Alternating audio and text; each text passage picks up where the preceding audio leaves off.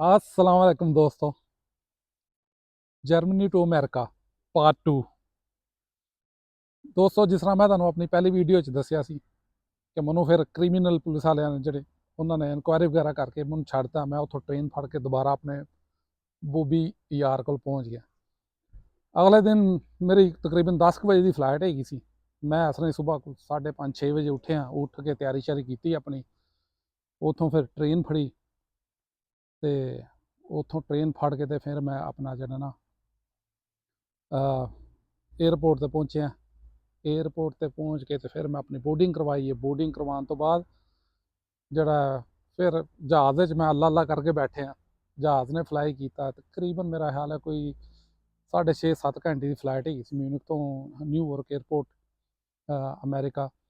ਤੇ ਤਕਰੀਬਨ ਮੈਂ ਕੋਈ 6-7 6.5-7 ਘੰਟੇ ਮੈਨੂੰ ਯਾਦ ਨਹੀਂ ਹੈਗਾ ਉੱਥੇ ਲੈਂਡ ਹੋਇਆ ਜਹਾਜ਼ ਨਿਊਯਾਰਕ ਏਅਰਪੋਰਟ ਤੇ। ਨਿਊਯਾਰਕ ਏਅਰਪੋਰਟ ਤੋਂ ਜਿਹੜਾ ਨਾ ਮੈਂ ਆਪਣਾ ਬਾਹਰ ਆ ਰਹੇ ਸਾਂ ਜਿੱਥੇ ਐਮੀਗ੍ਰੇਸ਼ਨ ਕਰਵਾਈ ਦੀ ਹੈ। ਐਮੀਗ੍ਰੇਸ਼ਨ ਦਾ ਜਦੋਂ ਮੈਂ ਆਪਣਾ ਪਾਸਪੋਰਟ ਦਿੱਤਾ ਨਾ, ਪਾਸਪੋਰਟ ਦਿੱਤਾ ਤੇ ਮੇਰਾ ਉਹਨੇ ਪਾਸਪੋਰਟ ਦੇਖ ਕੇ ਮੈਨੂੰ ਪੁੱਛਦਾ ਕਿੱਥੋਂ ਆਇਆ। ਮੈਂ ਕਿਹਾ ਮਿਊਨਿਖ ਤੋਂ ਆ ਰਿਹਾ। ਉਹਨੇ ਮੇਰਾ ਪਾਸਪੋਰਟ ਫੜ ਕੇ ਤੇ ਆਪਣੇ ਕੋਲ ਰੱਖ ਕੇ ਕਹਿੰਦਾ ਤੂੰ ਉਹ ਵੇਟਿੰਗ ਰੂਮ ਹੈਗਾ ਬਾਹਰ, ਤੇ ਬਾਹਰ ਜਾ ਕੇ ਵੇਟਿੰਗ ਰੂਮ ਦੇ ਵਿੱਚ ਜਿਹੜਾ ਇੰਤਜ਼ਾਰ ਕਰ, ਤੈਨੂੰ ਹੁਣ ਹੀ ਅਸੀਂ ਬੁਲਵਾਉਂਦੇ ਹਾਂ ਤੇ ਫਿਰ ਜਿਹੜਾ ਨਾ ਤੈਨੂੰ ਤੇਰਾ ਪਾਸਪੋਰਟ ਦੇ ਦਿਆਂਗੇ। ਦੋਸਤੋ ਜਦੋਂ ਉਹਨੇ ਮੈਨੂੰ ਇੰਨਾ ਕਿਹਾ ਨਾ, ਮੇਰੇ ਦਿਲ 'ਚ ਫਿਰ ਧੜਕਾ ਸ਼ੁਰੂ ਹੋ ਗਿਆ। ਮੈਂ ਕਿਹਾ ਉਸਤਾਦ ਕੋਈ ਨਾ ਕੋਈ ਕੰਮ ਪੈ ਗਿਆ। ਤੇ ਉਹ ਵੇਟਿੰਗ ਰੂਮ ਯਾਨੀ ਕਿ ਵੇਟਿੰਗ ਰੂਮ ਉੱਥੇ ਐਮੀਗ੍ਰੇਸ਼ਨ ਤੋਂ ਬਾਹਰ ਬਣਿਆ ਸੀ। ਇਹ ਨਹੀਂ ਕਿ ਅੰਦਰ ਹੋਵੇ, ਯਾਨੀ ਕਿ ਬਾਹਰ ਹੈਗਾ ਸੀ ਜਿੱਥੋਂ ਲੋਕਾਂ ਨੂੰ ਥੋੜ੍ਹਾ ਬਹੁਤ ਪੁੱਛ ਪਛਾ ਕੇ ਨਾ ਕਹਿੰਦੇ ਪਾਸਪੋਰਟ ਉਹਨਾਂ ਦੇ ਕਹਿੰਦੇ ਜਾਓ ਠੀਕ ਹੈ। ਤੇ ਜੇ ਮੈਂ ਉੱਥੋਂ ਚਾਹੁੰਦਾ ਨਾ ਉੱਥੋਂ ਮੈਂ ਬਾਹਰ ਨਿਕਲ ਸਕਦਾ ਸਾਂ, ਯਾਨੀ ਕਿ ਕੋਈ ਅੱਗੇ ਕੁਛ ਨਹੀਂ ਸੀ, ਕੋਈ ਕੋਈ ਐਮੀਗ੍ਰੇਸ਼ਨ ਨਹੀਂ, ਕੁਛ ਨਹੀਂ, ਕਿਉਂਕਿ ਉਹ ਮੈਂ ਪਿੱਛੇ ਕਰਕੇ ਆ ਗਿਆ ਸਾਂ। ਤੇ ਮੇਰਾ ਦਿਲ 'ਚ ਖਿਆਲ ਆਇਆ ਵੀ ਕਿ ਯਾਰ ਦਫਾ ਮਾਰ, ਨਿਕਲ ਜਾ ਇੱਥੋਂ, ਪਾਸਪੋਰਟ ਛੱਡ ਦੇ। ਤੇ ਫਿਰ ਮੈਂ ਇਹੀ ਸੋਚਾਂ, ਮੈਂ ਕਿਹਾ ਯਾਰ ਪਾਸਪੋਰਟ ਮੇਰਾ ਇੰਨੇ ਕੰਮ ਆਇਆ ਤੇ ਅੱਗਿਓਂ ਜੇ ਮੈਨੂੰ ਇੱਥੋਂ ਛੱਡ ਕੇ ਕਿਤੇ ਭੱਜਣਾ ਪਿਆ, ਚੱਲ ਮੇਰੇ ਕੋਲ ਪਾਸਪੋਰਟ ਤੇ ਹੋਏਗਾ ਨਾ, ਮੈਂ ਹੋਰ ਕਿਤੇ ਭੱਜ ਜਾਵਾਂਗਾ। ਤੇ ਉਹ ਮੈਂ ਪਾਸਪੋਰਟ ਦੇ ਚੱਕਰਾਂ 'ਚ ਨਾ ਮੈਂ ਉੱਥੇ ਬੈਠ ਗਿਆ। ਤਕਰੀਬਨ ਅੱਧੇ ਪੌਣੇ ਘੰਟੇ ਬਾਅਦ ਹੋਰ ਵੀ ਕਾਫੀ ਲੋਕ ਬੈਠੇ ਸੀ ਇਸ ਤਰ੍ਹਾਂ ਇੰਤਜ਼ਾਰ ਕਰਦੇ ਪਏ ਸੀ। ਅੱਧੇ ਪੌਣੇ ਘੰਟੇ ਬਾਅਦ ਮੇਰੀ ਵਾਰੀ ਆ ਗਈ। ਉਹ ਮੈਨੂੰ ਇੱਕ ਕਮਰੇ 'ਚ ਲੈ ਗਏ ਨੇ। ਇੱਕ ਕਮਰੇ ਲਿਜਾ ਕੇ ਦੋ ਪੁਲਿਸ ਵਾਲੇ ਮੇਰੇ ਸਾਹਮਣੇ ਬੈਠ ਗਏ ਨੇ ਤੇ ਇੱਕ ਖੱਬੇ ਖੜਾ ਹੋ ਗਿਆ ਤੇ ਇੱਕ ਸੱਜੇ ਖੜਾ ਹੋ ਗਿਆ ਐਮੀਗ੍ਰੇਸ਼ਨ ਆਫੀਸਰ। ਤੇ ਉਹਨਾਂ ਨੇ ਮੈਨੂੰ ਸਵਾਲ ਜਵਾਬ ਸ਼ੁਰੂ ਕਰਤੇ ਨੇ ਮੇਰੇ ਨਾਲ। ਤੇ ਕਿੱਥੋਂ ਆ ਰਿਹਾ? ਮੈਂ ਕਿਹਾ ਮਿਊਨਿਖ ਤੋਂ ਆਇਆ। ਉੱਥੇ ਕੀ ਕਰਨ ਗਿਆ ਸਾਂ? ਮੈਂ ਕਿਹਾ ਉੱਥੇ ਮੈਂ ਆਪਣੇ ਦੋਸਤਾਂ ਨੂੰ ਮਿਲਣ ਗਿਆ ਸਾਂ। ਜੋ ਵੀ ਉਹਨਾਂ ਮੈਨੂੰ ਯਾਨੀ ਕਿ ਕਿੰਨਾ ਅਰਸਾ ਮਿਊਨਿਖ ਰਿਹਾ? ਮੈਂ ਕਿਹਾ ਇੰਨਾ ਅਰਸਾ ਮੈਂ ਮਿਊਨਿਖ ਰਿਹਾ। ਤੇ ਹੁਣ ਅਮਰੀਕਾ ਕੀ ਕਰਨ ਆਇਆ? ਮੈਂ ਕਿਹਾ ਅਮਰੀਕਾ ਮੈਂ ਸੈਰ ਕਰਨ ਆਇਆ। ਤੇ ਸੈਰ ਕਰਨ ਆਇਆ ਤੇ ਰਹਿਣਾ ਕਿੱਥੇ ਹੀ? ਮੈਂ ਕਿਹਾ ਇਸ ਤਰ੍ਹਾਂ ਮੇਰਾ ਇੱਕ ਦੋਸਤ ਹੈ, ਮੇਰੇ ਕੋਲ ਗਲਤੀ ਹੋਈ ਜਿਹੜਾ ਮੈਂ ਕਿਹਾ ਇਸ ਤਰ੍ਹਾਂ ਇੱਕ ਮੇਰਾ ਦੋਸਤ ਹੈ, ਮੈਂ ਉਹਦੇ ਕੋਲ ਜਾਣਾ। ਉਹਨਾਂ ਨੇ ਮੈਨੂੰ ਪੁੱਛਿਆ ਕਿ ਤੂੰ ਸੈਰ ਕਰਨ ਤੇ ਆਇਆ, ਤੇਰੇ ਕੋਲ ਆਪਣਾ ਸ਼ੋ ਮਨੀ ਕਿੰਨੀ ਹੈ? ਤਕਰੀਬਨ ਮੇਰੇ ਕੋਲ $1400-1500 ਹੈਗਾ ਸੀ। ਤੇ ਉਹ ਕਹਿੰਦਾ ਤੇਰੇ ਕੋਲ ਹੋਟਲ ਦੀ ਰਿਜ਼ਰਵੇਸ਼ਨ ਬੁਕਿੰਗ ਵਗੈਰਾ ਕੋਈ ਨਹੀਂ ਹੈਗੀ। ਮੈਂ ਕਿਹਾ ਇਸ ਤਰ੍ਹਾਂ ਮੇਰੇ ਕੋਲ ਜਿਹੜੀ ਸਭ ਕੋਲੋਂ ਵੱਡੀ ਮਿਸਟੇਕ ਹੋਈ ਨਾ, ਉਹ ਮੇਰੇ ਕੋਲ ਮਿਸਟੇਕ ਇਹ ਹੋਈ ਕਿ ਮੈਂ ਕਿਹਾ ਇਸ ਤਰ੍ਹਾਂ ਮੇਰਾ ਇੱਕ ਦੋਸਤ ਇੱਥੇ ਰਹਿੰਦਾ, ਮੈਂ ਉਹਦੇ ਕੋਲ ਜਾਣਾ, ਇਸ ਕਰਕੇ ਮੈਂ ਜਿਹੜਾ ਨਾ ਹੋਟਲ ਦੀ ਰਿਜ਼ਰਵੇਸ਼ਨ ਨਹੀਂ ਕਰਵਾਈ। ਉਹ ਇਹ ਚੀਜ਼ ਜਿਹੜੀ ਨਾ ਜਿਹੜਾ ਮੇਰੇ ਕੋਲ ਇੱਕ ਮਿਸਟੇਕ ਹੋਈ ਸੀ, ਜਿਹੜੀ ਮੈਂ ਇਹ ਗਲਤੀ ਕੀਤੀ ਕਿ ਮੈਂ ਆਪਣੇ ਇੱਕ ਜਾਣਨ ਵਾਲੇ ਕੋਲ ਜਾਣਾ। ਜਦੋਂ ਇਹ ਦੱਸਿਆ ਨਾ ਉਹਨਾਂ ਨੂੰ ਜਿਹੜਾ ਨਾ ਡਾਊਟ ਹੋਇਆ ਕਿ ਇਹ ਬੰਦਾ ਜਿਹੜਾ ਨਾ ਇੱਥੇ ਰਹਿਣ ਆਇਆ, ਇੱਥੋਂ ਸੈਰ ਸਪਾਟਾ ਕਰਨ ਨਹੀਂ ਆਇਆ। ਉਹਨੇ ਖੈਰ ਉਹ ਕਹਿੰਦਾ ਟੈਲੀਫੋਨ ਨੰਬਰ ਕੀ ਹੈ? ਯਕੀਨ ਕਰੋ ਇੰਨੀ ਕੁ ਇਨਕੁਆਇਰੀ ਕਰ ਦੇਣਾ ਅਮਰੀਕਨ। ਇਹ ਅੱਜ ਦੀ ਗੱਲ ਨਹੀਂ, ਅੱਜ ਤੋਂ 33 ਸਾਲ ਪਹਿਲੇ ਦੀ ਗੱਲ ਹੈਗੀ। ਉਦੋਂ ਵੀ ਇਸ ਤਰ੍ਹਾਂ ਹੀ ਇਨਕੁਆਇਰੀ ਕਰਦੇ ਸੀ। ਹਾਈਵੇਂ ਬੰਦੇ ਨੂੰ ਐਵੇਂ ਨਹੀਂ ਐਂਟਰ ਹੋਣ ਦਿੰਦੇ ਸੀ। ਮੈਂ ਉਸ ਬੰਦੇ ਦਾ ਟੈਲੀਫੋਨ ਨੰਬਰ ਦਿੱਤਾ ਜਿਹਦੇ ਕੋਲ ਮੈਂ ਜਾਣਾ ਸੀ।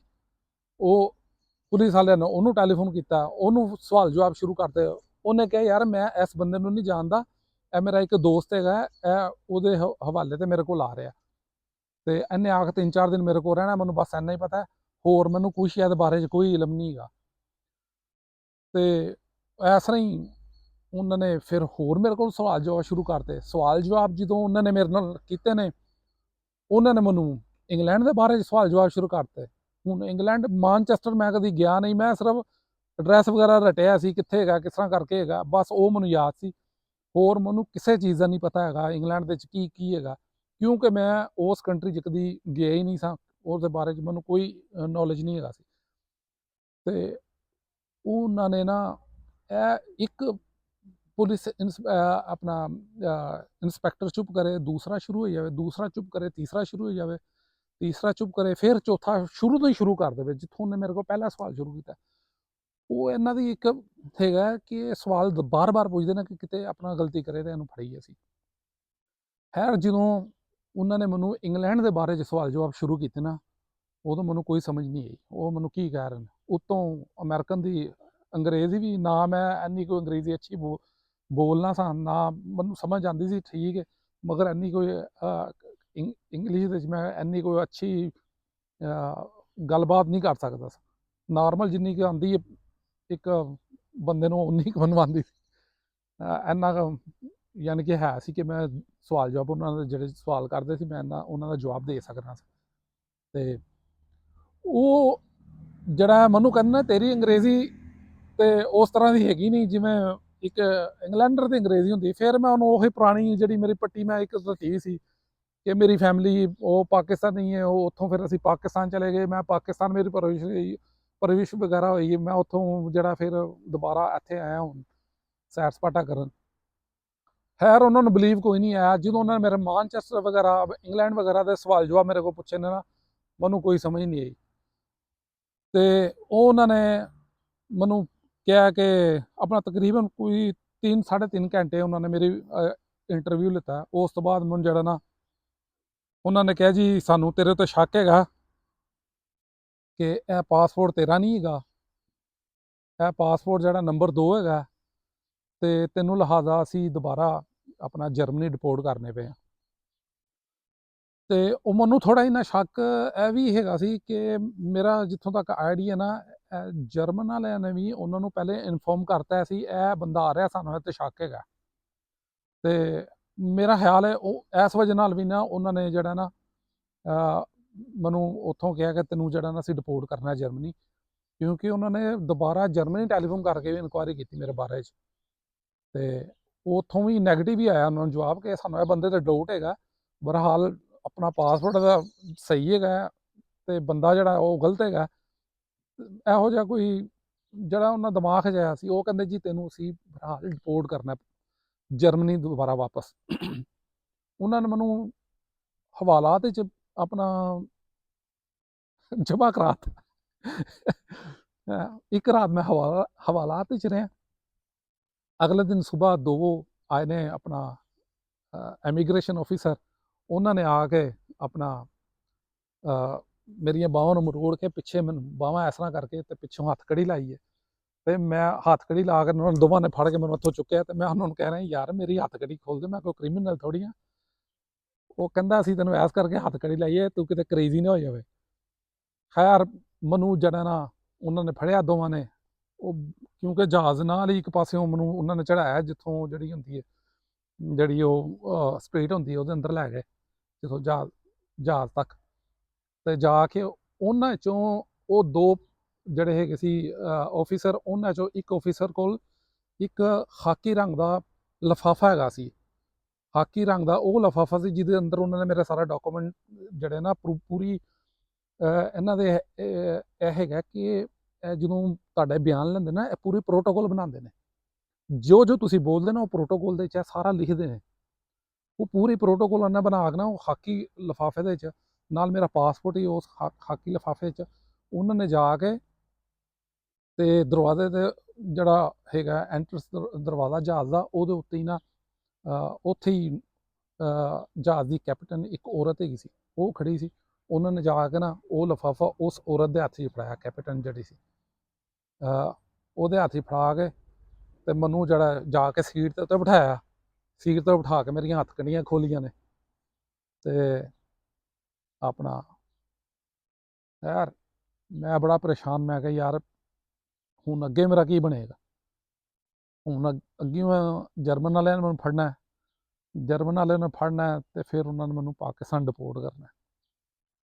ਮੇਰੇ ਦਿਲ ਦੇ ਵਿੱਚ, ਮੇਰੇ ਦਿਮਾਗ ਦੇ ਵਿੱਚ ਇਹੀ ਬਸ ਹੁਣ ਸਵਾਲ ਆ ਰਹੇ ਨੇ ਕਿ ਯਾਰ ਤੇਰੀ ਗੇਮ ਓਵਰ ਹੋ ਗਈ, ਆਜ਼ਾਦ ਮਹਿਮੂਦ ਤੂੰ ਗਿਆ ਬਸ, ਤੂੰ ਜਰਮਨ ਵੀ ਜਿਹੜਾ ਨਾ ਉਹਨਾਂ ਨੇ ਤੈਨੂੰ ਪਾਕਿਸਤਾਨ ਨੇ ਡਿਪੋਰਟ ਕਰਨਗੇ।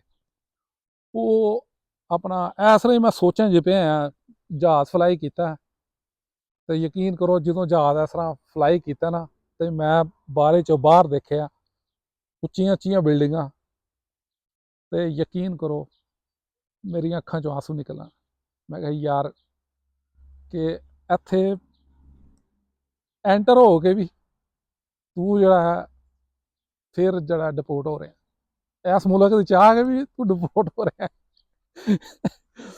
ਤੇ ਉਹ ਇਸ ਤਰ੍ਹਾਂ ਹੀ ਫਿਰ ਮੈਂ ਜਿਹੜਾ ਪਰੇਸ਼ਾਨ ਹੈਗਾ ਸੀ ਮੈਂ ਬਹੁਤ ਜ਼ਿਆਦਾ, ਮੇਰੇ ਦਿਮਾਗ 'ਚ ਇਹੀ ਹੈਗਾ ਸੀ ਕਿ ਯਾਰ ਹੁਣ ਪਤਾ ਨਹੀਂ ਜਰਮਨੀ ਕੀ ਬਣੇਗਾ ਮੇਰਾ, ਮੈਨੂੰ ਅੱਗਿਓਂ ਅੰਦਰ ਕਰਨਗੇ, ਪਾਕਿਸਤਾਨ ਡਿਪੋਰਟ ਕਰਨਗੇ।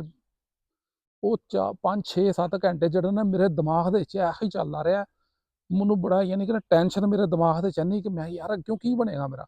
ਮੇਰੇ ਸਵਾਲ ਇਹੀ ਆਪਣੇ ਆਪ ਨਾਲ ਕਰੀ ਜਾ ਰਿਹਾ, ਜਵਾਬ ਵੀ ਆਪੇ ਆਪੇ ਦੇ ਰਿਹਾ।